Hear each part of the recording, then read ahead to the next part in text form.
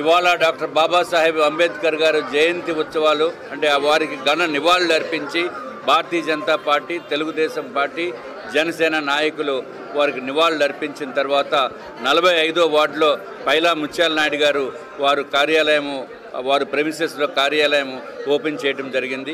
ఇది ముందుగా వారికి నేను ధన్యవాదాలు తెలియజేసుకుంటున్నాను.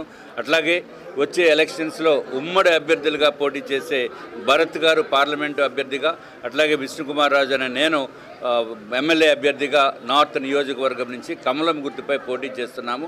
తప్పనిసరిగా ఈ నియోజకవర్గ ప్రజలు మాకు ఆశీర్వాదాలు ఇచ్చి నన్ను ఎమ్మెల్యేగా అసెంబ్లీకి, భరత్ గారిని పార్లమెంటుకి పంపిస్తారనేది మాకు పూర్తి విశ్వాసము, నమ్మకము.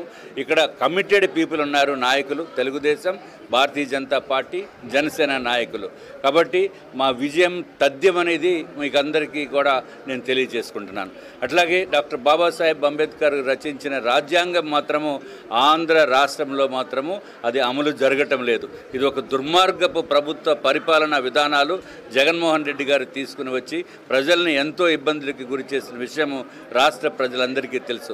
కాబట్టి ఇది ఒక ప్రత్యేకమైన పరిస్థితి. ఈ రాష్ట్రంలో Telugu Desam party, BJP, Janasena, Congress, CPI, CPM, Lok Satta అన్ని పార్టీలు కూడా ఈ వైఎస్ఆర్సీపీని వ్యతిరేకిస్తున్నాయి. కాబట్టి అన్ని పార్టీల్లో ఉన్న వాళ్ళు కూడా దయచేసి మాకు ఉమ్మడి కూటమిగా నుంచున్న అభ్యర్థుల్ని గెలిపించి మాకు అట్లీస్ట్ కనీసము భారతీయ జనతా పార్టీకి 400 సీట్లు వస్తాయని చెప్పి కేంద్రంలో మాకున్న నివేదికలు ఉన్నాయి. అట్లాగే రాష్ట్రంలో చంద్రబాబు నాయుడు గారు ముఖ్యమంత్రిగా ప్రమాణ స్వీకారం చేయటం ఖాయము. జగన్మోహన్ రెడ్డి గారు మరి ప్రమాణ స్వీకారం చేస్తారో లేకపోతే జైలుకి వెళ్తారో మనం వేచి చూడాలి. ప్రతిపక్ష నేతగా కూడా ఆయనకి సీట్లు వచ్చే అవకాశం లేదు. కనీసము 17-18 సీట్లు రావాలి, ప్రతిపక్ష హోదా రావాలనంటే అది కూడా వచ్చే పరిస్థితి లేదు అని చెప్పి మేము తెలియజేసుకుంటున్నాం.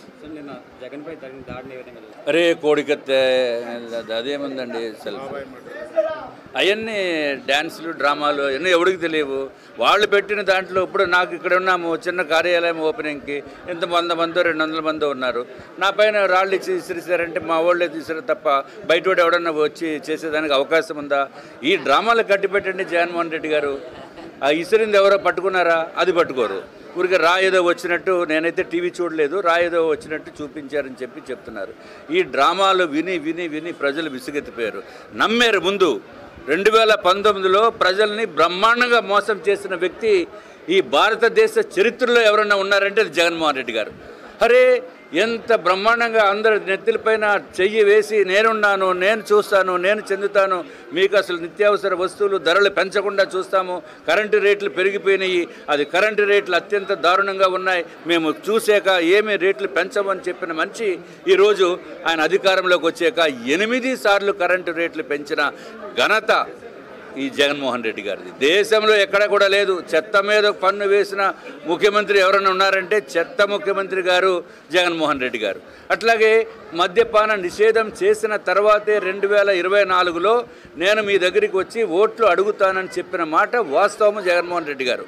కానీ మీరు మద్యపాన నిషేధం చేయకుండా 12 రూపాయలకి దొరికే చీప్ లిక్కర్ని ప్రజలకి అందించి వారు ఆరోగ్యంతో ఆటలాడుకుని వారు చనిపోయేటట్టుగా చేసిన ఘన కీర్తి మీకే వస్తుంది.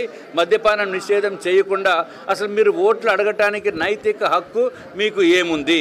ఇంకొక విషయం రాష్ట్ర ప్రజలందరికీ తెలియజేసుకుంటున్నాము, ఎవరన్నా సరే వైఎస్ఆర్సీపీకి ఓటు వేద్దామని అనుకుంటే మన పిల్లల భవిష్యత్తుకి ఉరితాడు వేసిన దాంతో సమానము.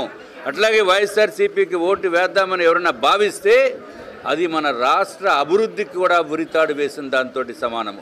దయచేసి ఇది ప్రత్యేకమైన పరిస్థితి కాబట్టి వైఎస్ఆర్సీపీలో ఉన్న నాయకులు కానీ లేకపోతే కార్యకర్తలు